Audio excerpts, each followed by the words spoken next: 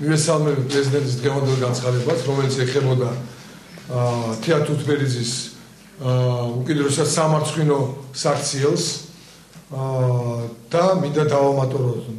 თუთბერიძე არის თანამდებობისთვის შეუფერებელია მისი განათლების,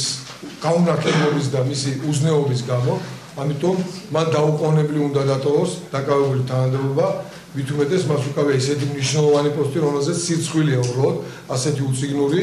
და უზნეო ადამიანის მუშაობა. ეს არის თანამდებობა, რომელიც კურირებს სკოლებს, ანუ განათლების სისტემაში სკოლის დირექტორებს, ამიტომ დაუყოვნებლივ უნდა მოხდეს მისი განთავისუფლება ამ თანამდებობიდან. თუმცა არ გააკეთებს განათლების მინისტრს, იმას ნიშნავს, რომ ის იზიარებს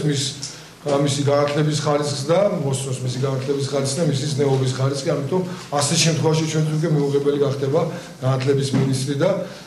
თავისთავად ცხადია, ვიმოქმედებ განათლების მინისტრის წინააღმდეგ.